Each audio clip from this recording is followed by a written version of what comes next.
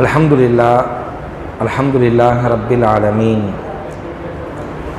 நஹ்மதுஹு வ நஸ்தஈனுஹு வ நஸ்தக்ஃபிருஹு வ நஊது பில்லாஹி மின் ஷுரூரி அன்ஃபுஸினா வ மின் ஸய்யிஆத்தி அமாலினா மை யஹ்திஹில்லாஹு ஃபலா முதில்ல லஹு வ மை யுضلل ஃபலா ஹாதிய லஹு வ அஷ்ஹது அன் லா இலாஹ இல்லல்லாஹு வஹ்தஹு லா ஷரீக லஹு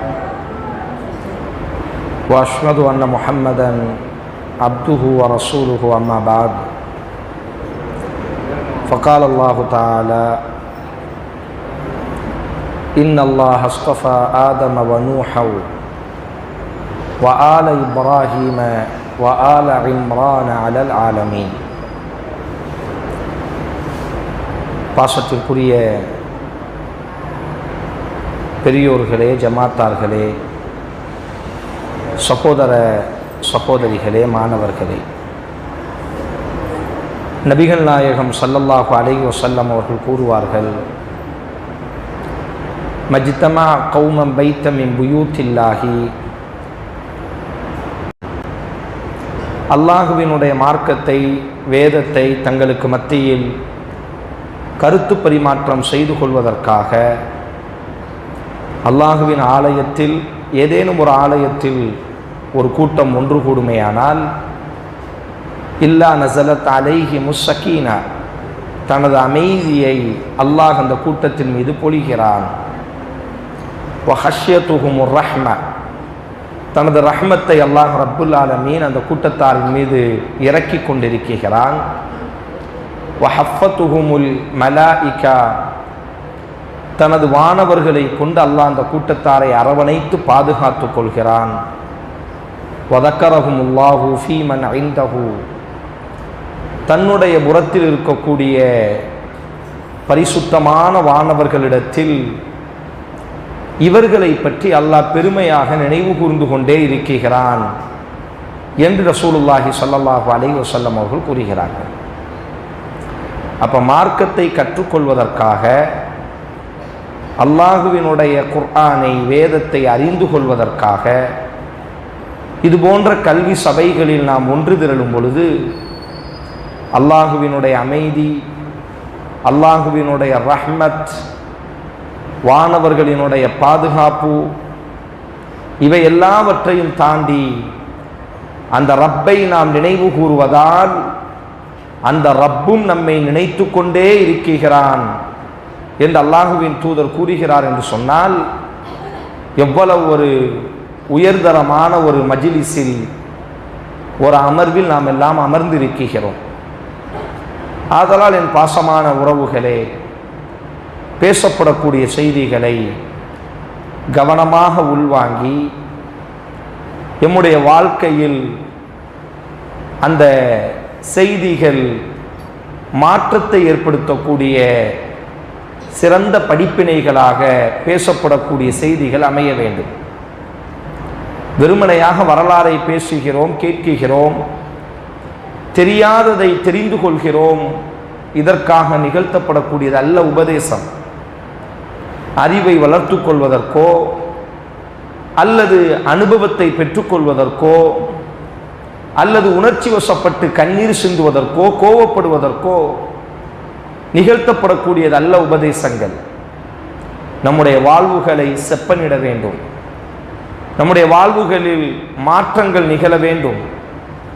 எத்தனை நாட்களுக்குத்தான் நம்முடைய வாழ்வுகள் ஒரே சூழலில் பயணிப்பது?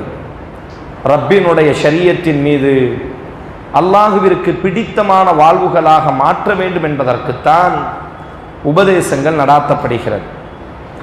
இதில் உலகம் முழுவதும் நாம் அமர்ந்திருக்கக்கூடிய இந்த மாதம், ஒட்டுமொத்த உலகம் முழுவதும் பேச்சு பொருளாக விவாதிக்கப்படக்கூடிய ஒரு தலைப்பு என்னவென்று சொன்னால், ஜீசஸ் அலைஹிஸ்ஸலாம், இயேசுவை பற்றி எல்லோரும் எல்லா தரப்பிலும் இந்த மாதங்களில் பேசுவார்கள். உலகத்தினுடைய பெரும் பகுதி மக்கள் ஜீசஸினுடைய பிறப்பை கொண்டாடும் விதமாக விடுமுறைகளை அறிவித்து கொண்டு மகிழ்ச்சியோடி புத்தாடைகளை அணிந்து ஜீசஸினுடைய பிறப்பை கொண்டாட்டமாக மாற்றிக்கொண்டிருக்கிறார்கள். முதலில் ஜீசஸ் என்றால் யார்? அவரை பற்றி உலக வரலாறு எப்படி பதிவு செய்திருக்கிறது? அவருக்கும் இஸ்லாத்திற்குமான தொடர்பு என்ன? இஸ்லாம் அவரை பற்றி என்ன மாதிரியான செய்திகளை குர்ஆனும் ஹதீஸும் ஜீசஸ் இயேசு அலைஹிஸ்ஸலாம் ஈசா அலைஹிஸ்ஸலாத்தை பற்றி என்ன மாதிரியான கருத்தில் இருக்கிறது என்பதை முஸ்லிம்களாகிய நாமும் தெரிந்து கொள்ள வேண்டும். உலகத்தில் பெரும் பகுதி மக்கள் இன்றைய தினத்தை ஜீசஸினுடைய பிறப்பின் கொண்டாட்டமாக மகிழ்ச்சியோடு இன்றைய தினத்தை அவர்கள் அணுகினாலும் கூட ஜீசஸிற்கும் நமக்குமான தொடர்பு என்ன? இயேசுவிற்கும் நமக்குமான தொடர்பு என்ன? நாம் அவரை எந்த தரத்தில் வைத்து பார்க்கிறோம்? மார்க்கம் அவரை எவ்வாறு விளங்கச் சொல்கிறது என்பதை நாம் முதலில் தெரிந்திருக்க வேண்டும் என்ற ஒரு உன்னத நோக்கத்தில் தான் பேறு பெற்ற பெண்மணியின் பேரன்பு பூண்ட தனையன் என்ற ஒரு தலைப்பு தேர்வு செய்யப்பட்டிருக்கிறது. பொதுவாக ஈசா அலைஹிஸ்ஸலாத்தினுடைய வரலாறை நாம் படிக்க வேண்டுமையானால் ஈசா அலைஹிஸ்ஸலாத்திடத்தில் இருந்த அந்த வரலாறை நாம் படிக்கக்கூடாது. ஈசா அலைஹிஸ்ஸலாத்தினுடைய பாட்டனில் இருந்து அல் குர்ஆன் இந்த வரலாற்றை மிக நேர்த்தியாக கையாளுகிறது. குர்ஆனோடு தொடர்பில் இருக்கக்கூடிய அன்பர்களுக்கு தெரியும், குர்ஆனில் ஒவ்வொரு அத்தியாயத்திற்கும் ஒவ்வொரு பெயர் இருக்கிறது. சூரா ஃபாத்திஹா குர்ஆனினுடைய முதல் அத்தியாயம் சூரா ஃபாத்திஹா என்பதாக நாம் சொல்வோம். இரண்டாவது அத்தியாயத்திற்கு சூரா பக்கரா, மூன்றாவது அத்தியாயத்திற்கு சூரா ஆல இம்ரான். இப்படி ஒவ்வொரு அத்தியாயத்திற்கும் குர்ஆன் பெயரை பதிவு செய்திருக்கும். இப்படி பெயர் வைத்ததில் பெரும் பங்கு யாருக்கு இருக்கிறது என்று சொன்னால் அல்லாஹ் அஸ்ஸ வஜல், அல்லாஹ்வுக்கு இருக்கிறது. குர்ஆனினுடைய பெரும் பகுதி அத்தியாயங்களுக்கு பெயர் வைத்தவன் யார் என்று சொன்னால் அல்லாஹ். சில அத்தியாயங்களுக்கு அல்லாஹ் பெயர் வைக்கவில்லை, முஹம்மது ஸல்லல்லாஹு அலைஹி வஸல்லம் பெயர் வைத்தார்கள். ஒரு சில அத்தியாயத்திற்கு அல்லாஹுவின் தூதரும் கூட பெயர் வைக்கவில்லை, பின்னால் தோன்றிய நபித்தோழர்கள் அந்த அத்தியாயத்திற்கு பெயர் வைத்தார்கள். அப்படி அல்லாஹ் பெயர் வைத்த அத்தியாயங்களில் சில அத்தியாயங்களில் ஒரு அத்தியாயம்தான் சூரா ஆல இம்ரான் என்று சொல்லக்கூடிய ஒரு அத்தியாயம். இனி ஒரு அத்தியாயம் சூரா மரியம். பொதுவாக கிறிஸ்தவத்திற்கும் இஸ்லாத்திற்குமான தொடர்பு என்பது பாரம்பரியமிக்கது. அவர்கள் நம்பக்கூடிய வேதத்திலும் கூட இது போன்ற அத்தியாயங்களுக்கு ஜீசஸ் அத்தியாயம் என்று எங்கும் பெயர் கிடையாது. மரியமினுடைய அத்தியாயம் என்பதாக அவர்களினுடைய வேத புத்தகங்களிலும் கூட இந்த அளவிற்கு தெளிவாக மரியமை பற்றியோ அவரினுடைய பாட்டனை பற்றியோ அல்லது ஜீசஸை பற்றியோ குர்ஆன் பேசக்கூடிய அளவிற்கு அவர்களினுடைய வேத புத்தகமே பேசவில்லை. இது நாம் அல்ல, அவர்களே ஒத்துக்கொண்டார்கள். மரியமை பற்றியதான வரலாறு நமக்கு தெரிய வேண்டுமையானால் நாம் கையில் வைத்திருக்கக்கூடிய பைபிள் அதற்கு உதவாது. குர்ஆனை நாம் அணுகினால் மட்டும்தான் மரியமையும் மரியமினுடைய பெற்றோரையும் கூட நாம் தெரிந்து கொள்வதற்கு நம்முடைய கையில் இருக்கக்கூடிய பைபிளும் கூட அதற்கு தோதுவாக இல்லை என்பதாக அவர்களே ஒத்துக்கொண்டது. அப்ப எங்க இந்த வரலாறு ஆரம்பமாகிறது? இன்றைய பலஸ்தீன், பெத்லஹேம் என்று சொல்வார்கள், ஜெருசலம் என்பதாக அழைக்கப்படும் இந்த ஜெருசலத்தில் இருக்கக்கூடிய ஒரு பகுதி. இந்த பகுதியில் வாழ்ந்த ஒரு மனிதர் தான் இன்றைய பலஸ்தீன், அரபியில் ஷாம் என்று சொல்வார்கள். அந்த ஷாமில் வாழ்ந்த ஒரு குடும்பம் இம்ரான் என்று சொல்லக்கூடிய ஒரு ஆண்மகன். பொதுவாக ஒரு குடும்பத்தை அறிமுகப்படுத்த வேண்டும் என்று சொன்னால் அந்த குடும்பத்தினுடைய தலைமகன், அந்த குடும்பத்தினுடைய ஆண்மகனை முன்னிறுத்தித்தானே ஒரு குடும்பம் அறிமுகப்படுத்தப்படும். அப்படி கிட்டத்தட்ட ஒரு 2000 ஆண்டுகளுக்கு முன்னால் பலஸ்தீனிலே வாழ்ந்த ஒரு நபர் இம்ரான் என்று சொல்லப்படும். இந்த இம்ரான் திருமணம் முடித்து பிலஸ்தீனிலேயே ஒரு பெண்ணை மணமுடிக்கிறார். இவரினுடைய பெயரில் தான் அல்லாஹ் இந்த அத்தியாயத்தை வைத்திருக்கிறான், சூரா ஆல இம்ரான். ஆல் என்று சொன்னால் அரபியில் குடும்பம் என்பதாக சொல்லப்படும். இம்ரான் என்று சொன்னால் ஒரு மனிதர் பலஸ்தீனிலே 2000 ஆண்டுகளுக்கு முன்னால் 2020 ஆண்டுகளுக்கு முன்னால் வாழ்ந்த ஒரு மனிதர். அவருக்கு சொல்லப்படக்கூடிய பெயர் இம்ரான். இம்ரானினுடைய குடும்பத்துக்காரர்கள் என்று அல்லாஹ் அந்த அத்தியாயத்திற்கு பெயர் வைத்திருக்கிறார். 3வது அத்தியாயம் 33வது வசனம், இன்னல்லாஹ அஸ்தஃபா ஆதம் வ நூஹன் வ ஆல இப்ராஹீம் வ ஆல இம்ரான் அலல் ஆலமீன். அல்லாஹ் ரப்புல் ஆலமீன் ஆதமை தனக்காக தேர்வு செய்தான். வ நூஹன், மேலும் அகிலத்தார்களில் நூஹையும் தனக்காக தேர்வு செய்தான். வ ஆல இப்ராஹீம், இப்ராஹிமினுடைய குடும்பத்தை தனக்காக தேர்வு செய்தான். வ ஆல இம்ரான் அலல் ஆலமீன், அகில உலகத்திலும் இம்ரானினுடைய குடும்பத்தை தனக்காக அல்லாஹ் தேர்வு செய்தான் என்று அல்லாஹ் அந்த வரலாற்றை ஆரம்பிக்கிறார். இந்த இம்ரான் பலஸ்தீன்ல ஒரு பெண்ணை மணம் முடிக்கிறாரு. 2 பேரும் திருமணம் முடித்து மிக சிறந்த தம்பதிகளாக வாழ்க்கை நடத்துகிறார்கள்.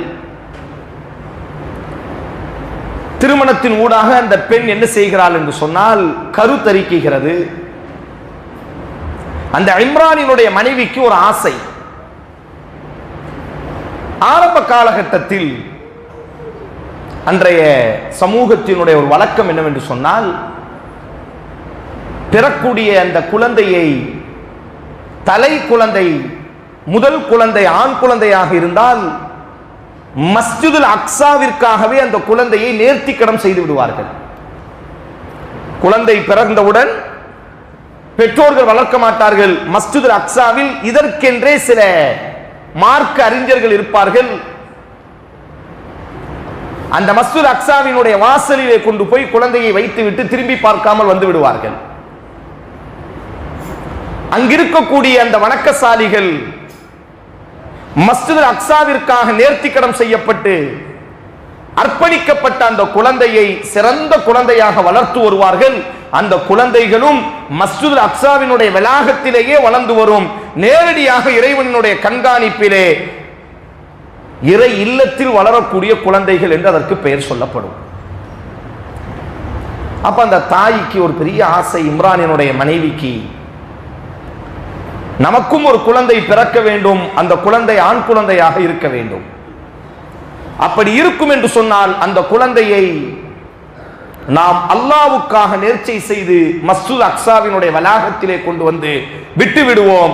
அல்லாஹுவின் ஆலயமான மஸ்ஜிதுல் அக்ஸாவிலேயே எனது குழந்தை நடமாட வேண்டும், தவள வேண்டும், வளர வேண்டும், இதுவே எனக்கான ஆசை என்பதாக அந்த தாயும் நினைத்துக் கொண்டிருக்கிறாள். வயிறு பெரிதாக மாறுகிறது.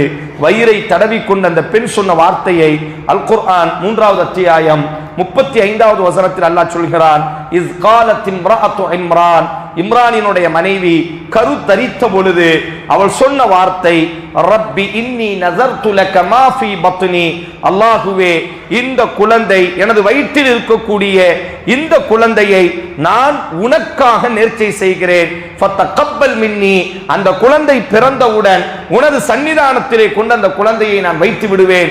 என் புறத்தில் இருந்து எனது நேர்ச்சையை நீ அங்கீகரிக்கணும்.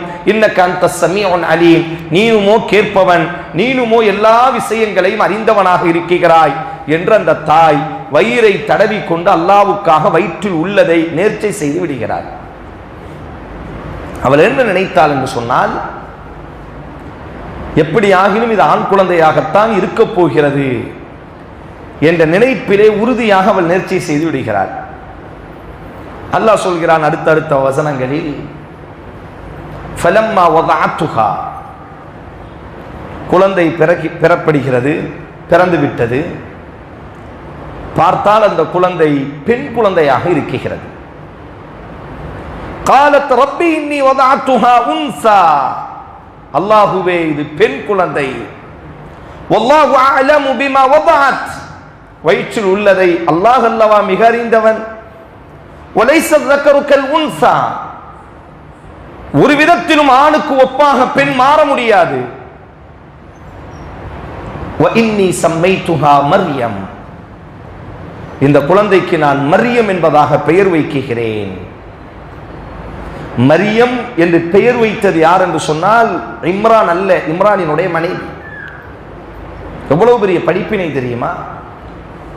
குழந்தையை சுமப்பது தாய், குழந்தைக்காய் இரத்தங்களை வாந்தியாக சிரமங்களை தாங்கிக் கொள்வது தாய், குழந்தையை பெற்றெடுப்பதற்காக மரணத்தினுடைய வாயிலை தட்டிவிட்டு மீண்டு வருவது தாய், குழந்தை பிறந்தவுடன் 2 வருட காலம் பாலை இரத்தத்தை பாலாக சுரப்பித்து குழந்தையின் உலகத்திற்காகவே தன்னை குழந்தையாக மாற்றிக்கொண்டு வாழக்கூடியவள் தாய். ஆனால் ஆண் சமூகம் சாதாரணமாக உரிமை கொண்டாடி விடுகிறது. பெயர் வைப்பதிலும் கூட ஒரு ஆலோசனை கேட்பது கிடையாது. பார்க்கிறோமா இல்லை? நம்ம எத்தனை பேருக்கு குழந்தை பிறந்திருக்கு? நம்ம எத்தனை நபர்கள் நமது மனைவியோடு நாங்கள் ஆலோசனை செய்திருக்கிறோம்? இந்த குழந்தைக்கான எனக்கான உரிமையை விடவும் எனது குழந்தையின் மீது பெரும் பகுதி சிரமங்களை, கஷ்டங்களை, இழப்புகளை தாங்கிக் கொண்டவள் அந்த ஜீவன். பாசத்தை பொறுத்தவரையில் எம்மை விட அவளுக்குத்தான் அதிகம், உரிமையை பொறுத்தவரையில் எம்மை விட அவளுக்குத்தான் அதிகம். அதனால் ஒரு சாதாரண ஒரு ஆலோசனை, எனக்கு இந்த ஆசை இருக்கிறது, உங்களுக்கு என்ன ஆசை இருக்கிறது, நம்ம பிள்ளைக்கு என்ன பெயர் வைக்கலாம், எதுவுமே கிடையாது.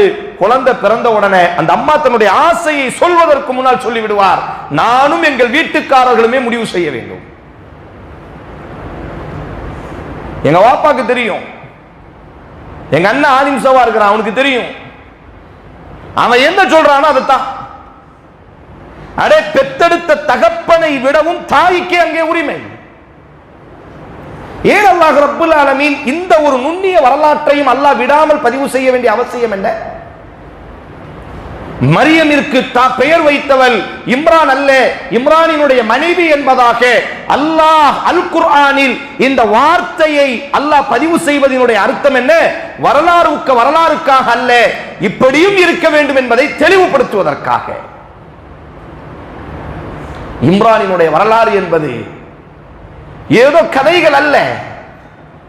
பக்கத்தில் இருந்து கொண்டு ஒரு மனிதர் எப்படி பார்த்து எழுதினால் அதை விட நுணுக்கமாக அல்லாஹ் ரப்புல் ஆலமீன் மிக துல்லியமாக அந்த வரலாற்றை அல்லாஹ் பதிவு செய்கிறார்.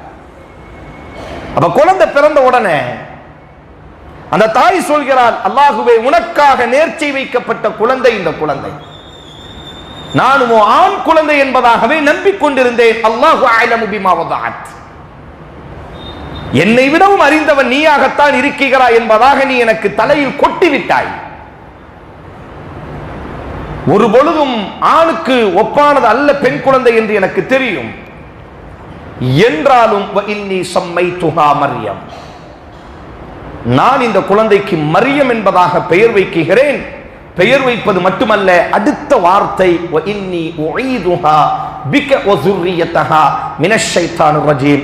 அல்லாஹுவே, நான் எனது குழந்தையை பெற்றெடுத்து விட்டேன், எனது குழந்தையை ஷைத்தான் தீண்டுவதிலிருந்தும், இவளும் ஒரு பெண் குழந்தையா அல்லாஹ், இந்த குழந்தை பின்னால் வளர்ந்து இவள் ஒரு குழந்தையை சுமப்பாள் அல்லவா, அந்த குழந்தையையும் ஷைத்தான் தீண்டுவதிலிருந்து அல்லாஹுவே எனது குழந்தையையும் எனது பேர குழந்தைகளையும் ஷைத்தான் தீண்டுவதிலிருந்து நீ பாதுகாக்கணும். இல்ல, யோசிச்சு பாருங்க, நமக்கெல்லாம் குழந்தை பிறந்த அந்த நேரம், ஒரு 4-5 வருட காலம் குழந்தை இல்லை என்று தெரிந்ததற்கு பிறகு பல்வேறு நபர்களை பார்த்து எமக்காக பிரார்த்தனை செய்யுங்கள், எமக்காக பிரார்த்தனை செய்யுங்கள், அல்லாஹ்விடத்தில் அழுது கண்ணீரை வடித்து அல்லாஹ் நமக்கு குழந்தையை தந்த அந்த நேரம் எவ்வளவு மகிழ்ச்சி, எவ்வளவு நபர்களிடத்தில் நாம் தகவலை பரிமாறி இருப்போம். ஆனால் நம்மில் எத்தனை நபர்கள் அந்த குழந்தையை கையில் தூக்கி அந்த நேரம், அல்ஹம்துலில்லாஹ், அல்லாஹுவே இந்த குழந்தையை தந்தவன் நீண்டான் யா அல்லாஹ், உனக்குத்தான் அல்லாஹுவே புகழ் அனைத்தும் உரித்தாகட்டும், அல்லாஹுவே எனது குழந்தையை நீ காக்கணும் ஷைத்தான் தீண்டுவதிலிருந்து, பொதுவாக நீங்கள் குர்ஆனினுடைய அத்தனை பிரார்த்தனைகளையும் குழந்தை சம்பந்தமாக கிட்டத்தட்ட 10க்கும் அதிகமான பிரார்த்தனைகள் குர்ஆனில் இருக்கும். இப்ராஹிம் அலைஹிஸ்ஸலாம் செய்த அந்த பிரார்த்தனை நீங்கள் பார்த்தால் தனக்காக அவர் எப்படி பிரார்த்தனை செய்வாரோ அதுபோலத்தான் தன்னுடைய குழந்தைக்காகவும் அந்த குழந்தை பெற்றெடுக்கக்கூடிய குழந்தைக்காகவும் தன்னுடைய சந்ததிகள் எத்தனை ஆண்டு காலம் இந்த பூமி பந்தில் வாழுமோ அத்தனை காலத்திற்கும் ஒரு பிரார்த்தனை செய்வார். ரப்பி ஜஅல்னி முகீம ஸலாத்தி வ மின் ஸுர்ரிய்யதி, அல்லாஹுவே என்னை நீ தொழக்கூடியவனாக மாற்றணும், என் சந்ததிகளை நீ தொழக்கூடியவனாக மாற்றணும். ரப்பனா வஜ்அல்னா முஸ்லிமைனி லக வ மின் ஸுர்ரிய்யத்தினா உம்மத்தம் முஸ்லிமத்தன் லக், அல்லாஹுவே என்னை உனக்கு அடிபணிந்த முஸ்லிமாக நீ மாற்றணும், எனது சந்ததிகளை உனக்கு அடிபணிந்த முஸ்லிமாக நீ மாற்றணும். அல்லாஹுவே சிலை வணக்கத்திலிருந்து என்னை நீ ரட்சிக்கணும், எனது சந்ததிகளை நீ ரட்சிக்கணும். இப்படித்தான் அல்லாஹ் ரப்புல் ஆலமீன் பிரார்த்தனையை கற்றுத் தருவார். சஹீஹுல் புகாரில ஒரு ஹதீஸ் வரும். ரசூல் ஸல்லல்லாஹு அலைஹி வஸல்லம் சொல்வார்கள், தன்னுடைய ஹசன் ஹுசைன் தன்னுடைய பேர குழந்தை மக்ரிபினுடைய நேரம் ஆகிவிட்டால் அந்த பேர குழந்தைகளை அப்படி தன்னோடி அணைத்துக் கொண்டு அப்துல்லா இப்னு அப்பாஸ் ரலியல்லாஹு அன்ஹு அவர்கள் அந்த ஹதீஸை அறிவிக்கிறார். அல்லாஹ்வின் தூதர் அந்த குழந்தை அப்படி தன்னோடி அணைப்பார்கள். அஊது பிகலிமாத்தில்லாஹி தாம்மா மின் குல்லி ஷைத்தானின் ஹாம்மா வ மின் குல்லி ஐனின் லாம்மா, அல்லாஹுவே உனது பரிபூர்ணமான வார்த்தையை கொண்டு எனது பேர குழந்தைகளுக்காக நான் உன்னிடத்தில் பாதுகாப்பு தேடுகிறேன். மின் குல்லி ஷைத்தான், எல்லா ஷைத்தானியத்தான தீண்டுதலில் இருந்தும், வஹாம்மா வ மின் குல்லி ஐனின் லாம்மா, எல்லா கண் திருஷ்டிகளிடத்திலிருந்தும் விசச்சந்துகளிடத்திலிருந்தும் எனது குழந்தையை நீ ரட்சிக்கணும், எனது பேர குழந்தையை நீ காக்கணும். இதை சொல்லிட்டு ரசூல் சொல்வார்கள், நான் இந்த பிரார்த்தனையை செய்யல, எனக்கு முன்னால் ஒரு மனிதர் வாழ்ந்தார், இப்ராஹிம் அலைஹிஸ்ஸலாம், அவருக்கு அல்லாஹ் 2 குழந்தையை கொடுத்தான், இஸ்மாயில் இஸ்ஹாக் என்பதாக. ஒவ்வொரு நாளும் தனது குழந்தைக்காக இந்த பிரார்த்தனை அவர் செய்து கொண்டே இருந்தார், நானும் இந்த பிரார்த்தனையை செய்து கொண்டே இருக்கிறேன். மகிழ்ச்சியான அந்த நேரம் அல்லாஹ் நினைத்து பார்க்கப்பட வேண்டும். ரசூல் ஸல்லல்லாஹு அலைஹி வஸல்லம் சொல்றாங்க, இந்த வசனம், இந்த தாய் செஞ்ச அந்த பிரார்த்தனை இருக்கிறது அல்லவா, பல்வேறு நேரங்களில் அல்லாஹ் நமக்கு சில நேரங்களில் மகிழ்ச்சியை கொடுத்து அல்லாஹ் நம்மை சோதிப்பான். மனிதன் இந்த நேரத்தில் தன்னை நினைத்து பார்க்கிறானா என்பதாக மரியமை அப்படித்தான் அல்லாஹ் சோதித்தான். இம்ரானினுடைய மனைவியை அல்லாஹ் அப்படித்தான் சோதிக்கிறான். குழந்தை பிறந்த அந்த நேரம் எவ்வளவு மகிழ்ச்சியான ஒரு நேரம். ஆனால் அந்த தாய் அல்லாஹ்விடத்தில் சரணடைகிறார்.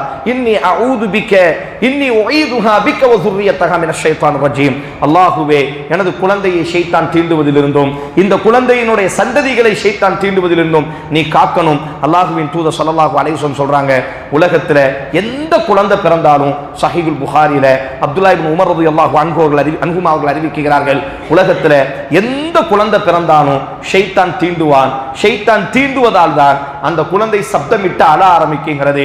உலகத்தில் 2 குழந்தைகளை மட்டும்தான் ஷைத்தான் தீண்ட முடியாமல் அல்லாஹ் அந்த 2 குழந்தைகளை பாதுகாத்தார். அதற்கு காரணம் ஒரு தாய் தனது குழந்தைக்காக செய்த அந்த பிரார்த்தனை. முதல் குழந்தை இம்ரானினுடைய மனைவிக்கு பிறந்ததே மரியம் என்பதாக. மரியம் பிறந்த பொழுது அந்த இம்ரானினுடைய மனைவி, அல்லாஹுவே இந்த மரியமை ஷைத்தான் தீண்டுவதிலிருந்து நீ காக்கணும் என்று பிரார்த்தனை செய்தால் அல்லவா, ஷைத்தான் இம்ரானினுடைய குழந்தையை, இம்ரானினுடைய மனைவிக்கு பிறந்த மரியமை ஷைத்தான் தீண்டியதே கிடையாது. இனி ஒரு குழந்தை, அந்த தாய் தன்னுடைய குழந்தைக்காக மட்டும் பிரார்த்திக்கவில்லை. ஒரு நல்ல மனிதன் தனக்கான சந்ததி தான் இல்லாவிட்டாலும் உலகத்தில் நீண்ட நெடிய காலம் நமக்கான பரம்பரை இருக்க வேண்டும் என்று ஆசைப்பட வேண்டும். அப்படி மரியமினுடைய அந்த தாய் ஆசைப்பட்டால் எனது மரியமையும் ஷைத்தான் தீண்டக்கூடாது, வமின் துர்ரியத்திஹா, இந்த மரியம் பெற்றெடுக்கக்கூடிய குழந்தையையும் ஷைத்தான் தீண்டக்கூடாது என்பதாக அல்லாஹ்விடத்தில் பிரசவத்தினுடைய தீட்டு கூட நிற்காமல் ரத்தம் ஓடக்கூடிய பிறந்த மறுநொடி அல்லாஹ்விடத்தில் முன்னிறுத்தி பிரார்த்தனை செய்தால் அல்லவா, அல்லாஹ் அந்த பிரார்த்தனையை ஏற்றுக்கொண்டு மரியமை ஷைத்தான் உலகத்தில் தீண்டியதில்லை.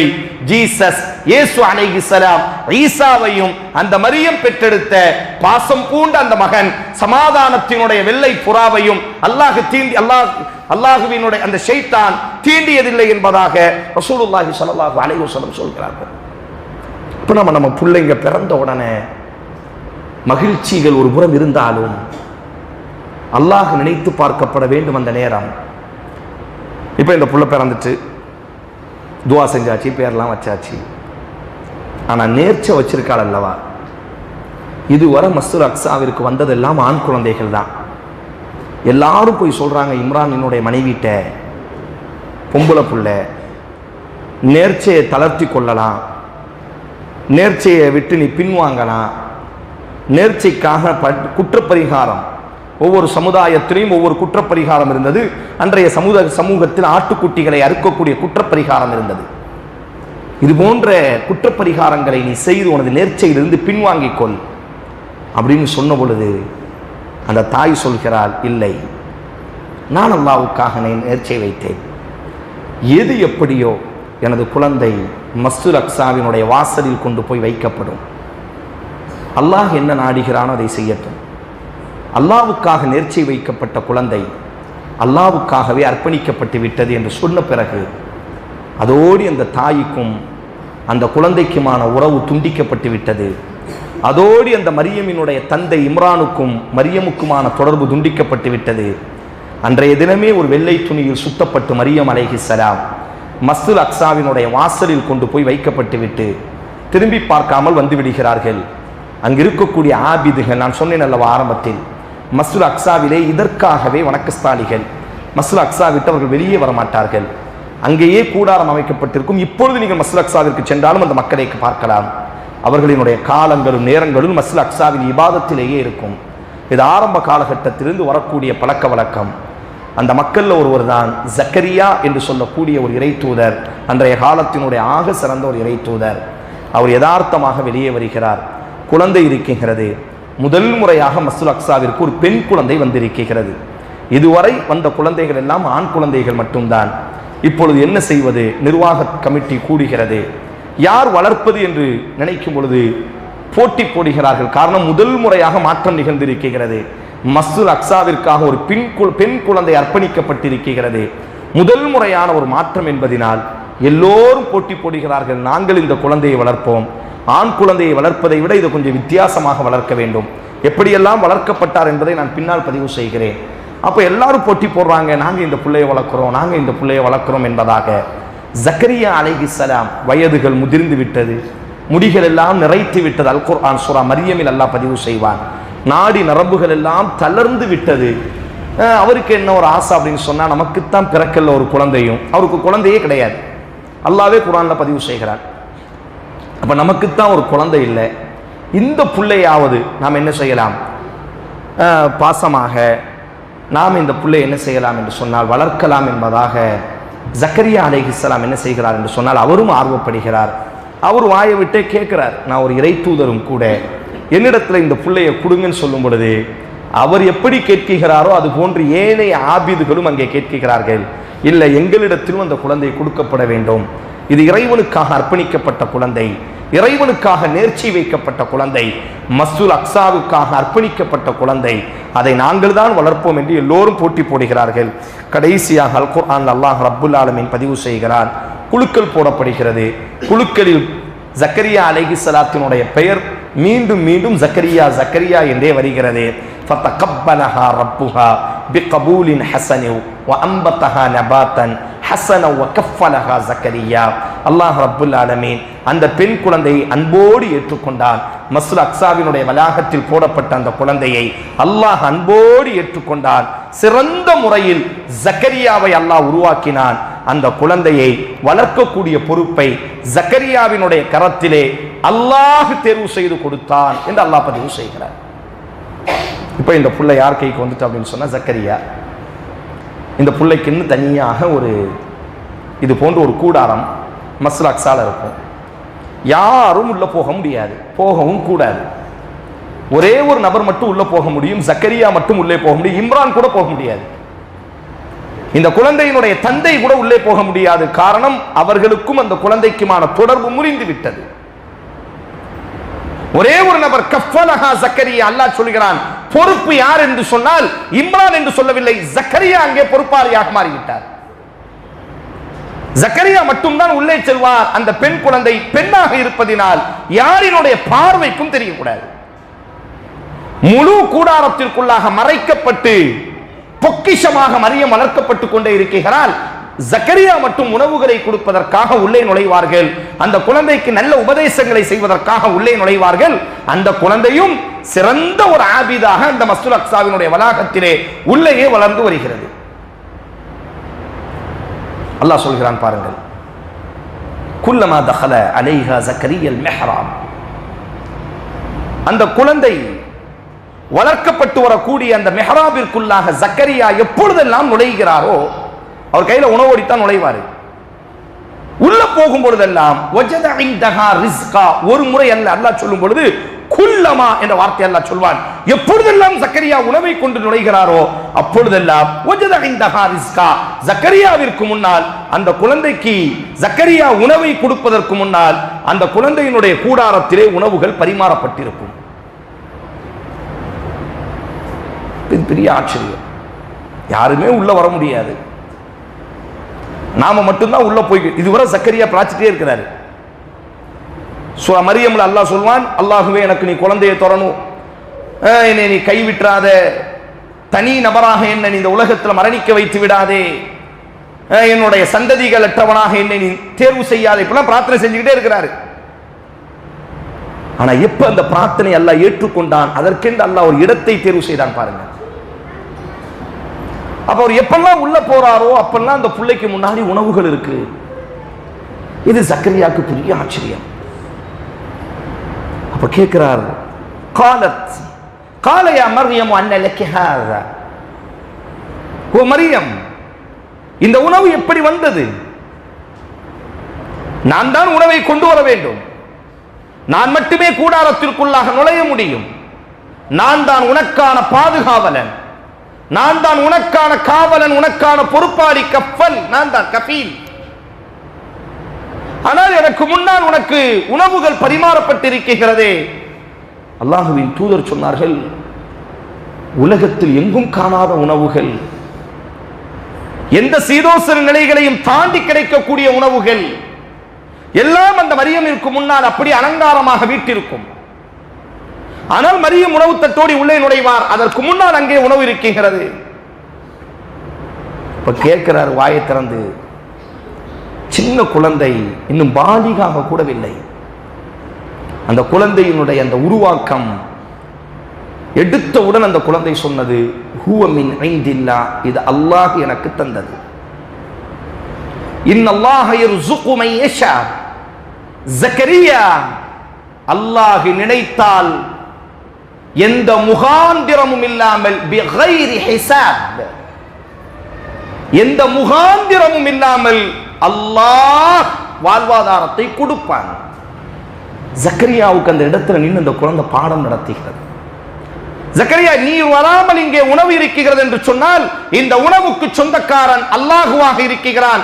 ஜக்கரியா, இன்னல்லாஹ், நிச்சயமாக அல்லாஹ், யர்ஸுகு, அவன் வாழ்வாதாரம் கொடுப்பான், மை யஷா, அவன் நாடியவர்களுக்கு, பிகைரி ஹிசாப், எந்த முகாந்திரமும் இல்லாமல் அல்லாஹ் ரப்புல் ஆலமீன் தான் நாடியவர்களுக்கு வாழ்வாதாரத்தை ஏற்படுத்தி கொடுப்பான் என்று சொன்ன உடனே அடுத்த வார்த்தை அல்லாஹ் சொல்கிறான் பாருங்கள். ஜக்கரியா, ஒரு நடுக்கம் ஏற்பட்டு விட்டது ஜக்கரியாவுக்கு. ஒரு சின்ன புள்ள, அல்லாஹ் மீது எவ்வளவு பெரிய நம்பிக்கை. ஜக்கரியா, என்ன உணவு என்று ஏன் கேட்கிறாய்? இது அல்லாஹ் தந்தது என்பதாக. அர்ஷிலே இருந்து கொண்டு ஒரு குழந்தைக்கு அல்லாஹ் உணவு கொடுக்கிறான் என்று சொன்னால், கொடுத்ததை தாண்டி அந்த குழந்தையினுடைய அந்த ஆள் மனதினுடைய நம்பிக்கை, ஜக்கரியா அல்லாஹ் தான் நாடியவர்களுக்கு எந்த முகாந்திரமும் இல்லாமல் உணவை சுவனத்திலிருந்து கொண்டு வருவான் என்பதாக ஒரு குழந்தைக்கு இவ்வளவு நம்பிக்கை இருக்கிறது அல்லவா? அல்லாஹ் சொல்றான் என்று சொன்னால் அந்த இடம் என்று அர்த்தம். அரபியில் அந்த உணவு தட்டு இருந்த அந்த இடம் இருக்கிறது அல்லவா? அந்த குழந்தை பேசி அந்த இடம் இருக்கிறது அல்லவா? அல்லாஹ் சொல்கிறான், ஹுனாலிக, அந்த இடத்திலேயே ஜக்கரியா அழுகிறார், கைகளை உயர்த்துகிறார். தஆ ஜக்கரியா ரப்பா, தன்னுடைய ரப்பை அந்த இடத்திலேயே அழைத்தார். ரப்பி ஹபிலி மின் லதுன்க ஸுர்ரியத்தன் தய்யிபா, அல்லாஹ்வே, இந்த குழந்தைக்கு சுவனத்திலிருந்து உன்னால் உணவை இறக்க முடியும் என்று சொன்னால் அந்த குழந்தையும் கூட எவ்வளவு நம்பிக்கையோடு இருக்கிறது உன் மீது. அல்லாஹ் நாடினால் முகாந்திரம் இல்லாமல் உணவுகளை கொடுப்பான் என்பதாக ஒரு குழந்தைக்கு நம்பிக்கை இருக்கிறது. ரப்பே, நானும் நம்புகிறேன், என்னுடைய நாடி நரம்புகள் தளர்ந்து விட்டது, எனது முடிகள் நிறைத்து விட்டது. இம்ரஅத்தி ஆக்கிரா, எனது மனைவி கிழட்டு மலடியாக, மாதவிடாய் நின்ற மலடியாக மாறிவிட்டால் என்றாலும் இந்த குழந்தை எனக்கு நடத்திய அந்த பாடம் என்னை உலுக்கி விட்டது. உன்னிடத்தில் நான் கைகளை தூக்குகிறேன், முகாந்திரம் இல்லாமல் நீ வாழ்வாதாரத்தை கொடுப்பவன், எனக்கு நீ ஒரு குழந்தையை கொடுப்பாயாக என்ற அந்த இடத்தில் நின்று ஜக்கரியா கண்ணீரோடி பிரார்த்தனை செய்தார். புரியுதா இல்லையா? சின்ன புள்ள ஒரு பெரிய இறை தூதரை உலுக்கி விட்டது. அவள்தான் மரியம். ஏன் அல்லாஹ் ரப்புல் ஆலமீன் மரியமை அகில உலகத்தினுடைய பெண்ணை உன்னை நான் தேர்வு செய்திருக்கிறேன் என்று அல்லாஹ் சொல்ல வேண்டிய அவசியம் என்ன? ஒரு இறை தூதரினுடைய உள்ளத்தை நடுங்க வைத்தவள் மரியம் அலைஹிஸ்ஸலாம். அந்த இடத்திலேயே ஜக்கரியா நின்று அழுகுறாரு, தன்னுடைய பலகீனத்தை ஃபுல்லா சொல்றாரு. உலகத்திற்கு முகாந்திரம் வேண்டும் குழந்தை உருவாகுவதற்கு. உலகத்திலே உலக மக்கள் சொல்வார்கள் திருமணம் முடிக்க வேண்டும், உறவு கொள்ள வேண்டும், அதற்கு பிறகு அந்த பெண் கருத்தரிக்கக்கூடிய சூழலில் இருக்க வேண்டும், ஆணுக்கு கருத்தரிக்கக்கூடிய ஆற்றல் இருக்க வேண்டும் என்று சொல்வார்கள். உலகம் சொல்வார்கள் மாதவிடாய் வரக்கூடிய பெண்ணுக்குத்தான் கரு தரிபடும் என்பதாக உலகம் சொல்வார்கள். உலகம் சொல்வார்கள் நாடி நரம்புகள் பலமாக இருப்பவனுக்குத்தான் குழந்தை வரும் என்பதாக உலகம் சொல்வார்கள். ஆனால் மரியம் எனக்கு கத்து தந்து விட்டால் முகாந்திரம் இல்லாமல் உதவி செய்பவன் நீ அல்லாஹ். என் மனைவி மாதவிடாய் நின்ற இப்படி வார்த்தை வருகிறது குர்ஆனில், வம்ரஅத்தி ஆக்கிரா, எனது மனைவியுமோ மாதவிடாய் நின்ற மலட்டு கிழவியாக இருக்கிறாள், நானுமோ என்னுடைய நாடி நரம்புகள் தளர்ந்து தலை முடிகள் நிறைத்த கிழவனாக இருக்கிறேன். என்றாலும் முகாந்திரம் இல்லாமல் உதவக்கூடியவன் அடியார்களுக்கு மரியமிற்கு எந்த முகாந்திரமும் இல்லாமல் நீ உணவை இறக்கினாய் அல்லவா, எனக்கும் நீ ஒரு குழந்தையை தரணும் என்பதாக அந்த இடத்துல பிரார்த்தனை செஞ்சிட்டு அல்லாஹ் சொல்ற. அடுத்து அவர் அந்த கூடாரத்தை விட்டு வெளியே வருகிறார். ஃபனாதத்துல் மலாயிகத்து வஹுவ காயிமுன் யுஸல்லி ஃபில் மிஹ்ராப். அல்லாஹ் சொல்ற மிஹ்ராப், அந்த மிஹ்ராபுக்குள்ள போயிட்டு அந்த மிஹ்ராப்ல இருந்து வெளியே வருகிறார். இவர் தான் நிற்கக்கூடிய ஒரு மிஹ்ராப்ல போய் நிற்கிறார். இவரினுடைய இடத்துக்கு தான் வந்து நிற்கிறாரு. அந்த பெண்ணினுடைய இடத்துக்கு போயிட்டு தன்னுடைய இடத்துக்கு வந்துட்டாரு. வந்த மறுநொடி அல்லாஹ் சொல்கிறான், வானத்திலிருந்து ஒரு வானவர் அழைத்தார், ஜக்கரியா உனக்கும் குழந்தை கிட்டிவிடும். அந்த நம்பிக்கை வந்து விட்டது அல்லவா? மரியமிடத்திலே இருந்த அதே நம்பிக்கை இப்பொழுது உனக்கும் வந்து விட்டது, உனக்கும் குழந்தை கிடைத்துவிடும். மரியமிற்கு எந்த நம்பிக்கை இருந்ததோ அதே நம்பிக்கை தற்பொழுது உனக்கும் வந்து விட்டது. இந்த நம்பிக்கை உனக்கு ஒரு குழந்தையை ஏற்படுத்தி கொடுக்கும். அல்லாஹ் சொல்கிறார், இன்னக சமீஉத் துஆ, அவரினுடைய சப்தத்தை நாம் கேட்போம் என்று அல்லாஹ் சொல்கிறார். கடைசியாக அல்லாஹ் யுபஷ்ஷிருக், அல்லாஹ் அவருக்கு நற்செய்தி சொன்னான். யஹ்யா, யஹ்யா என்ற குழந்தையை கொண்டு அல்லாஹ் அவருக்கு நற்செய்தி சொன்னான் என்பதாக ஜக்கரியாவினுடைய வரலாற்றை அல்லாஹ் தொடருகிறார். நமக்கு இங்கே தேவைப்படக்கூடியது பேறு பெற்ற பெண்மணியினுடைய வரலாறு. அந்த பேறு பெற்ற பெண்மணி பெற்றெடுத்த பேரன்பு பூண்ட தனையனினுடைய வரலாறு நமக்கு தேவை என்பதனால் அந்த வரலாறு அங்கே ஒரு புறம் செல்லட்டும். நாம் பேறு பெற்ற பெண்மணியினுடைய வரலாறுக்குள்ளாக நுழையலாம். இப்போ மரியம் அலைஹிஸ்ஸலாம் பாலிகா ஆகுறாங்க. அதே மாதிரி மஸ்ஜிதுல் அக்ஸால வளர்ந்துட்டு இருக்கிறாங்க. அல்லாஹ் ரப்புல் ஆலமீன் குர்ஆன்ல ஆரம்பிக்கக்கூடிய அழகு சூரா மரியம் 19வது அத்தியாயம், உஸ்குர் ஃபில் கிதாபி மரியம், நபியே இந்த வேதத்தில் மரியமை பற்றி கொஞ்சம் பேசுங்கள், மரியமை பற்றியும் கொஞ்சம் நாம் பேசுவோம் நபியே என்று அல்லாஹ் ஆரம்பிக்கிறார். என்ன நடந்துச்சு? ஒரு நாள் எப்பொழுதும் போன்று குளிப்பதற்காக அவங்க என்ன செய்யறாங்க அப்படின்னு சொன்னா, ஒரு பெண் எப்படி இருக்க வேண்டும் என்பதற்கு ஒரு நல்ல பாடம்.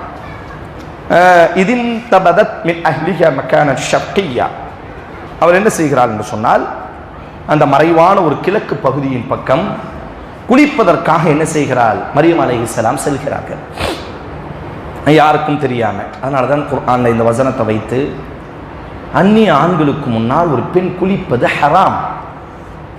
குற்றாலம் போன்ற பகுதிகளில் அங்கே ஆண்கள் இருக்கிறாங்க, நாங்கள் என்ன சொல்கிறோம், நாங்கள் ஹிஜாப் போட்டிருக்கிறோம், ஹிஜாப் போட்டு குளிக்கலாமா? என்ன நியாயம்? சரி, குத்தாலத்தில் குளிக்கிறது கூடுன்னு சொன்னால் நடு ரோட்டில் நம்ம ஊரில் எத்தனை பம்பு செட் இருக்கு? ஒரு பெண்மணி வெளியில் வந்து நின்று பம்பு செட்டில் தண்ணி எடுத்து தலையில் ஊற்றி குளிச்சுட்டு இருப்பாளா? எவ்வளோ விவரமாக இருக்கிறோம் நாங்கள். அப்ப நம்முடைய ஊர் என்று வரும்பொழுது மட்டும், நம்முடைய ஊரினுடைய ஆண்கள் என்று வரும்பொழுது மட்டும் அங்கே ஒரு கண்ணியம் இருக்கிறது. அங்கே விட்டு நாம் மறைந்து விட்டோம் என்று சொன்னால் அவன் நம்ம ஊர்காரன் இல்லைல்ல,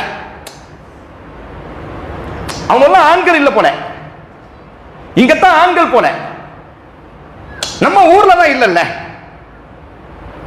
முகத்தை மூடுவதை பொறுத்தவரையில் அது இக்தியார், மார்க்கம் கொடுத்திருக்கக்கூடிய தேர்வு. சிறந்தது முகத்தை மூடுங்கள், அல்லது உங்களினுடைய இக்தியார் இஜ்திஹாதினுடைய அடிப்படையில் திறந்து கொள்வதற்கு மார்க்கம் ஒரு சுதந்திரத்தை கொடுத்திருக்கிறது. ஆனால் சூழலுக்கு தகுந்தவாறு, இடத்திற்கு தகுந்தவாறு வேடம் போடுவது ஒரு முஸ்லிமினுடைய பண்பு கிடையாது.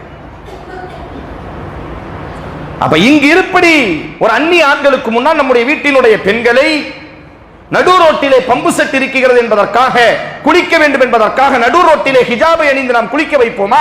ஊரிலே எங்காவது இது போன்ற கொடுமைகள் நடக்குகிறதா? ஆனால் குற்றாலம் போன்ற பகுதிகள், அந்நிய ஆண்கள் இந்த பகுதியில் நிற்கிறார்கள், அந்த பக்கம் பெண்கள் நிற்கிறார்கள். கேட்டா ஹிஜாப் அணிஞ்சுத்தானே என் மனைவி குளிக்கிறார். குளிப்பதனுடைய சட்டமே என்று தனியாக இருக்கிறது. பெண்ணாக இருக்கட்டும், ஆணாக இருக்கட்டும், குளிக்க வேண்டும் என்று சொன்னால் குறிப்பாக பெண் அந்நிய ஆண்களினுடைய பார்வையில் படுமாறு குளிப்பதே ஹராம். இது மார்க்கத்தினுடைய பொதுவான தீர்ப்பு. சலஃப் ஹலஃப் என்று ஒட்டுமொத்த அறிஞர்களால் கொடுக்கப்பட்ட தீர்ப்பு இது. அல்லாஹ் இந்த வசனத்தை தான் இதற்கெல்லாம் ஆதாரமாக எடுப்பார்கள். வஸ்குரு இதின் தபதத் மின் அஹ்லிஹா மகானன் ஷர்கிய்யா. குளிக்கிறதுக்காக மறைமான ஒரு இடத்தின் பக்கம் ஒரு பாத்ரூம். அந்த பாத்ரூம்குள்ள போறாங்க. ஃபத்தஹதத் மின் தூனிஹிம் ஹிஜாபா. தன்னுடைய ஆடையை கலட்டுறாங்க. ஃபஅர்சல்னா இலைஹிம் ரூஹனா. அல்லாஹ் சொல்கிறான், நம்முடைய ரூஹான ஜிப்ரீலை நாம் அங்கே அனுப்பினோம். ஃபதமஸ்ஸல லஹா பஷரன் சபிய்யா. ஒரு அழகான ஆணினுடைய தோற்றத்திலே கதவு பூட்டப்பட்டிருக்கிறது. உள்ளே நுழையும் பொழுது எந்த ஆண்மகனும் இல்லை. ஆனால் ஆடையை இன்னும் கலட்டவில்லை மரியம் அலைஹிஸ்ஸலாம். கலட்டுவதற்காக முன்னேற்பாடு நடந்து கொண்டிருக்கக்கூடிய நேரம் ஃபதமஸ்ஸலஹா பஷரன் சவிய்யா, ஒரு அழகான தோற்றத்தில் ஜிப்ரீல் அலைஹிஸ்ஸலாம் அங்கே நின்று கொண்டே இருக்கிறார்கள். அல்லாஹ் சொல்கிறான், இந்த ஆம்பளையை பார்த்த உடனே ஒரு பெண் என்ன சூழல், ஒரு நல்ல ஒழுக்கம் உள்ளவள், இம்ரானை போன்று ஒழுக்கமுள்ள ஒரு தந்தைக்கு பிறந்தவள், எப்படி இருப்பாள், ஜக்கரியா போன்ற ஒரு இறை தூதரினுடைய வளர்ப்பில் வளர்ந்தவள் எப்படி இருப்பாள் என்பதை அல்லாஹ் சொல்கிறான். பாருங்கள், அந்த ஆணை பார்த்த உடனே மரியம் அலைஹிஸ்ஸலாம் சொன்ன முதல் வார்த்தை, இன்னி அஊது பிக பிர்ரஹ்மான்.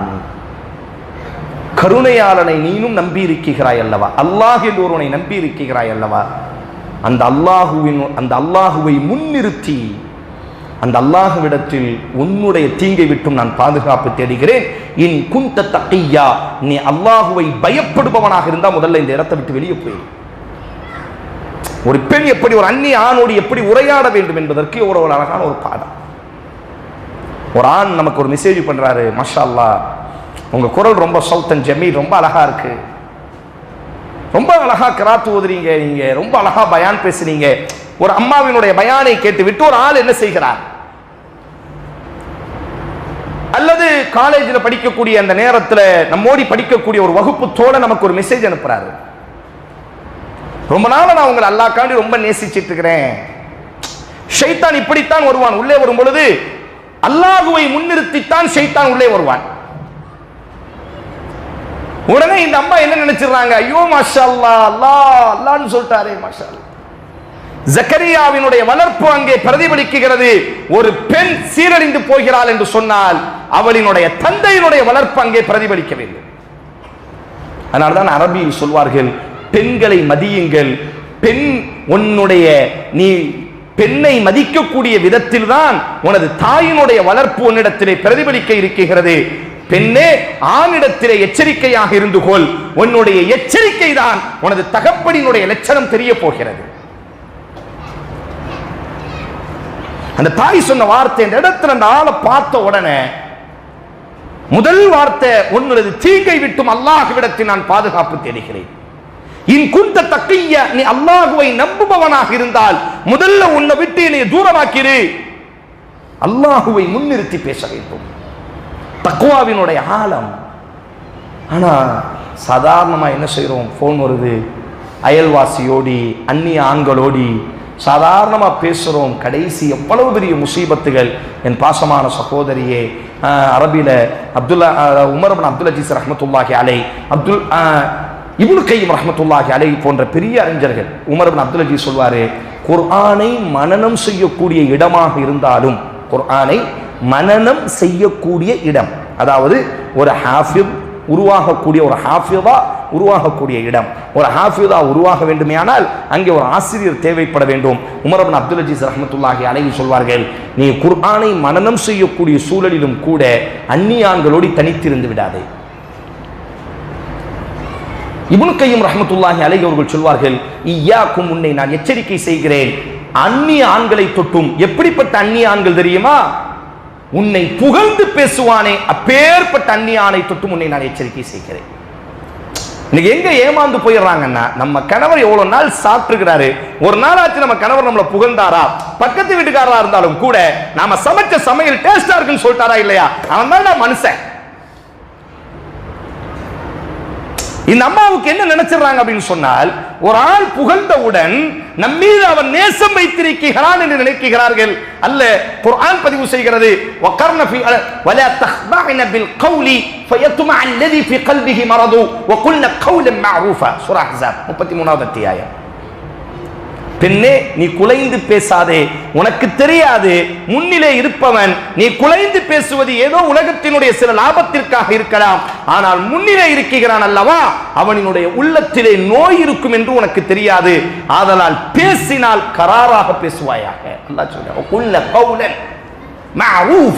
தெளிவாக பேசுவாயாக. அந்நிய ஆண்களோடு நீ உரையாட வேண்டிய நிலைமை ஏற்பட்டாலும் கூட. அதனால்தான் இப்னு கையிம் ரஹ்மத்துல்லாஹி அலைஹி சொல்வார்கள், இய்யாக்கும், உங்களை நாங்கள் எச்சரிக்கை செய்கிறோம் பெண்களே, உங்களை புகழ்வார்கள் அல்லவா, உங்களுக்கு ஆறுதல் கொடுப்பார்கள் அல்லவா, உங்களினுடைய துன்பங்களில் உங்களுக்கு ஆறுதல் கொடுக்கக்கூடியவர்களிடத்தில் நீங்கள் எச்சரிக்கையாக இருந்து கொள்ளுங்கள். காரணம், 199 நபர்களினுடைய ஆறுதல் பெண்ணினுடைய உடலை அனுபவிப்பதற்காக இருக்கிறது. 1% வேண்டுமேயானால் விதிவிலக்காக இருக்கலாம். விதிவிலக்கான விஷயத்திற்கெல்லாம் மார்க்கம் சட்டத்தை ஏற்றிக் கொண்டிருக்காது. பொதுவாக ஒரு பெண் உணர்ந்து கொள்ள வேண்டும், நம்மை ஒரு ஆண் புகழுகிறான் என்று சொன்னால், நமக்கு ஒரு ஆண் ஆறுதல் சொல்கிறான் என்று சொன்னால், அதற்கு பின்னால் அவன் ஒரு வலையை விரித்திருக்கிறான். ஒரு புறாவை பிடிக்க வேண்டும் என்று சொன்னால், அந்த புறாவின் மீது உள்ள பாசத்தால் வலைகளுக்கு கீழே அரிசிகளை, நெற்பயில்களை நாங்கள் தூவவில்லை.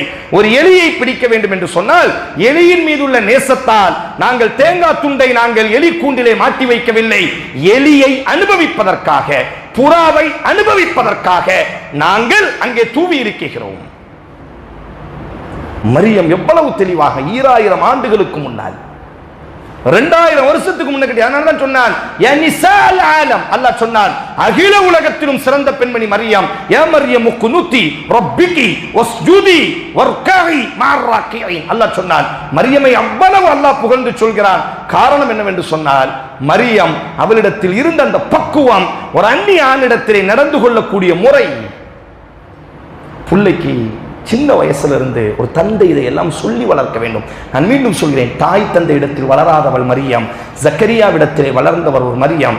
எவ்வளவு அழகான ஒரு வளர்ப்பை ஜக்கரியா வளர்த்திருக்கிறார். நாம் மார்க்கம் பேசுகிறோம், குர்ஆன் ஓதுறோம், வீடுகளில் ஃபுல்லா மார்க்கமான குடும்பம். ஆனால் குழந்தை வளர்ப்பு என்று வரும்பொழுது மட்டும் நாம் என்ன செய்து விடுகிறோம் என்று சொன்னால், குழந்தைக்கு வாழ்க்கையினுடைய யதார்த்தத்தை சொல்லிக் கொடுப்பதற்கு பயப்படுகிறோம். அதனால்தான் உமர் அவர்கள் சொல்வார்கள், உங்கள் குழந்தைக்கு கடினமான வாழ்க்கைகளை கற்றுக் கொடுங்கள். உமர் ரலியல்லாஹு அன்ஹுடைய கவுல், உங்கள் குழந்தைக்கு சிரமமான வாழ்க்கைகளை கற்றுக் கொடுங்க. இன்னைக்கு நாம என்ன நினைக்கிறோம் தெரியுமா? நாம பட்ட கஷ்டத்தை நம்ம புள்ள படக்கூடாது என்று நினைக்கிறோம். இது ஆகப்பெரிய தவறு. நாம் பட்ட கஷ்டத்தை நம்முடைய குழந்தை படக்கூடாது என்பது இரண்டாவது. நம் குழந்தையும் கஷ்டங்களை தெரிந்து கொள்ள வேண்டும். அழகான குழந்தை பெண்கள் இங்கு இருப்பதினால் நான் சொல்கிறேன். கழுகு உங்களுக்கு எல்லாம் தெரியும். சும்மா நீங்கள் கூகுளில் போய் உலகத்திலேயே மிகவும் எல்லா பறவையும் காத்தடிச்சிச்சு அப்படின்னு சொன்னால், உலகத்தில் எல்லா மிருகமும் பயப்படும். உலகத்தில் எல்லா மிருகமும், அது யானையாக இருக்கட்டும், பூனையாக இருக்கட்டும், மனுஷனாக இருக்கட்டும், சிங்கமாக இருக்கட்டும், நல்ல காத்தடிக்கும் பொழுது எல்லாரும் பயப்படுவோம். உலகத்தில் கடுமையான காத்தடிக்கும் பொழுது பயப்படாத ஒரே ஜீவன் யார் அப்படின்னு சொன்னால் கழுகு மட்டும்தான். நீங்கள் வானத்தை பாருங்கள், நல்லா காத்தடிக்கும் பொழுது உலகத்தினுடைய அத்தனை மிருகமும், ஏன் மனிதனும் கூட சுருங்கி போய் தன்னுடைய கூடுகளில் முடங்கி கிடக்கும் பொழுது காத்தை கிழித்து கொண்டு புயல் அடிக்கும் பொழுது வானத்தை வட்டமிடக்கூடிய ஒரே பறவை கழுகு மட்டும்தான். எப்படி இவ்வளோ தைரியம் கிடைச்சிச்சு? சும்மா ஒரு அரபு நாட்டை சார்ந்த ஒரு வாலிபன் ஆய்வு செய்கிறான் தன்னுடைய முதுகலை பட்டத்திற்காக PhD-ல.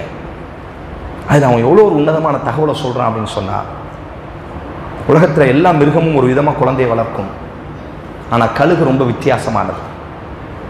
பொதுவாக அவங்களுக்கு எல்லாம் தெரியும், எல்லா மிருகமும் சின்ன சின்ன மடாலங்களில், புறாவாக இருந்துச்சுன்னா சின்ன சின்ன பகுதிகளில் தான் தன்னுடைய கூடுகளை அமைத்துக் கொள்ளும். ஆனால் கழுகு அப்படி அல்ல, உயர்ந்த மலை உச்சிகளில் மட்டும்தான் தனக்கான கூடுகளை அமைத்துக் கொள்ளும்.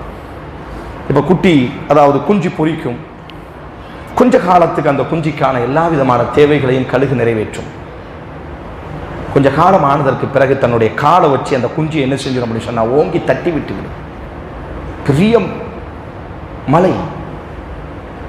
அந்த நேரத்தில் அந்த குஞ்சியினுடைய மனசு எப்படி இருக்கும் அப்படின்னு சொன்னால், என்னடா இவ்வளோ வளர்த்துட்டு ஒரு தாயே நம்மளை போட்டு மிதிச்சு வெளியே தள்ளி விட்டுட்டாங்க. காரணம், அப்படி தள்ளிவிட்டால் மட்டும்தான் அந்த கழுகுக்கான ரெக்கைகள் பறக்க ஆரம்பிக்கும். ஆனால் அந்த நேரத்தில் அந்த குழந்தைக்கு என்ன தோணும்னா, இவெல்லாம் ஒரு தாயா, முட்டையை பொரிச்சா, குஞ்சு பொரிச்சு அடகாத்தா, குஞ்சியா இருக்கும் பொழுது நல்ல சாப்பாடு தந்தா, எட்டி உடைச்சிட்டாலே அப்படின்னு அது நினைக்கும். ஆனால் தள்ளி விட்ட உடனே இப்போ கீழே விழ வேண்டும், கீழே விழாமல் தன்னை பாதுகாக்க வேண்டுமே. ஆனால் முதல் முறையாக ரெக்கையை விரிக்க வேண்டும். அந்த ரெக்கையை விரிச்சு அது முதல்ல இப்படி அடிக்க ஆரம்பிக்கும். தன்னுடைய தாய்க்கழுகு அளவுக்கு அதுக்கு பறக்க தெரியாது. தட்டு தடுமாறி அடிச்சு அடிச்சு அடிச்சு ஒரு கட்டத்தில் அது கீழே விழ ஆரம்பிக்கும் பொழுது திருப்பி அந்த கழுகு என்ன செய்யும்னா, அந்த குஞ்சை திருப்பி தூக்கிட்டு வந்து மேலே வச்சுட்டு திருப்பி தள்ளிவிடும். இப்படி வாரக்கணக்காக தினமும் தொடர்ச்சியாக நடந்து கொண்டே இருக்கும்.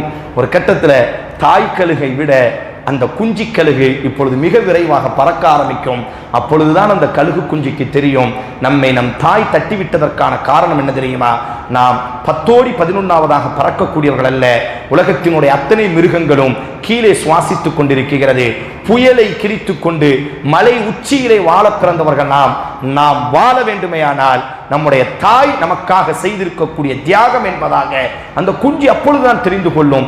நாமும் அப்படித்தான் இருக்க வேண்டும். நம்முடைய குழந்தைகளுக்கு சிரமம் என்றால் என்ன, நம்முடைய குழந்தைகளுக்கு கஷ்டம் என்றால் என்ன, எதுவுமே தெரியாததுனால இன்றைய அமெரிக்காவினுடைய ஒரு ஆய்வு சொல்லுது, அதிக குழந்தைகள் தற்கொலைக்கான காரணம் என்னவென்று சொன்னால் பெற்றோர்களினுடைய சுகபோகமான வாழ்க்கை. அந்த பிள்ளைக்கு என்ன கஷ்டம் ஒண்ணுமே தெரிய மாட்டேங்குது. ஒரு ரிமோட்டை கொடுக்காததற்காக ஒரு புள்ள தற்கொலை பண்ணிச்சு. +2ல தான் நினைத்த மார்க் வெற்றி பெற்றுச்சு, ஸ்கூல்லையே 2வது. ஆனா தான் நினைச்ச மார்க் கிடைக்காதனால செத்து போய்விட்டது. இவ்வளவு பலகீனமாக இருப்பதற்கு காரணம் என்னவென்று சொன்னால் பெற்றோர்கள் தங்கள் குழந்தைக்கு வாழ்க்கையினுடைய யதார்த்தத்தை சொல்லாமல் வளர்ப்பது. இப்ப நீங்க நல்லா பாருங்க, இவ்வாறாக இந்த வரலாறுக்குள்ள நாம் வந்து விடலாம். சிரமங்களுக்கு மத்தியில் குறிப்பாக ஒரு பெண்மணிக்கு வாழ்க்கையினுடைய சூழலை சுட்டிக்காட்ட வேண்டும். அந்த சக்கரியா சுட்டிக்காட்டி வளர்த்ததினால் யதார்த்தத்தை புரிந்து கொண்டால், இங்கே இந்த ஆண் நம்மை பார்த்து சிரிக்கிறான் என்று சொன்னால் இவன் நமக்கான ஒரு வினையாகத்தான் இருக்க போகிறான் என்பதை அந்த இடத்தில் உணர்ந்து கொண்டதினால் அந்த இடத்திலேயே சக்கரியா அந்த மரியம் சொன்னார்கள், இன் குந்த தக்கியா, அல்லாஹுவை நீ பயந்தால் முதல்ல என்னை விட்டு வெளியே போயிரு. சத்தம் போட ஆரம்பிச்சிட்டாங்க. அப்பதான் அந்த உருவம் பேசியது, இன்னமே அன ரசூல் ரப்பிக், நான் உனது ரப்பினுடைய புறத்திலிருந்து வந்திருக்கக்கூடிய தூதுவன். நீ நினைப்பதை போன்று மனிதனினுடைய அந்த ஜுவாலை உடையவன் அல்ல நான். நீ நினைப்பதை போன்று மனிதர்களினுடைய உணர்வுடையவன் அல்ல நான். நான் வந்திருக்கக்கூடிய காரணம் என்ன தெரியுமா? லிஅஹபலகி உலமன் ஸகியா, பரிசுத்தமான ஒரு குழந்தையை அல்லாஹ் உனக்கு அன்பளிப்பு செய்வதற்கு நாடிவிட்டான். உடனே அந்த அம்மா கேட்ட முதல் வார்த்தை என்ன தெரியுமா? குர்ஆன் அடுத்து அல்லாஹ் சொல்றான் பாருங்க, அன்னா யகூனு லி குலாம் வலம் யம்சஸ்னி. நமக்கெல்லாம் தெரியும் மசகு செய்தல் அப்படின்னு சொல்லுவோமா இல்லையா? தலையில மசகுனா என்ன? இந்த கையை வச்சு தலையை இப்படி தடவுறதுக்கு பேரு மசக். அந்த அம்மா என்ன கேட்டாங்க தெரியுமா? எந்த ஆம்பளை என்னை கெடுத்தது இல்லையே, எந்த ஆம்பளை கூட நான் போய் அந்த மாதிரியான செயலில் ஈடுபட்டது இல்லையே, அப்படியெல்லாம் அந்த அம்மா கேட்கல. அந்த அம்மா ஒரு மரியமினுடைய அந்த ஒழுக்கத்தினுடைய உச்சத்தை பாருங்க. அந்த அம்மா கேட்ட அந்த வார்த்தையினுடைய அழகை பாருங்க. காலத்தை அந்த மரியம் கேட்டால், அன்னா யகூனு லி குலாம், எனக்கு எப்படி குழந்தை, வலம் யம்சஸ்னி,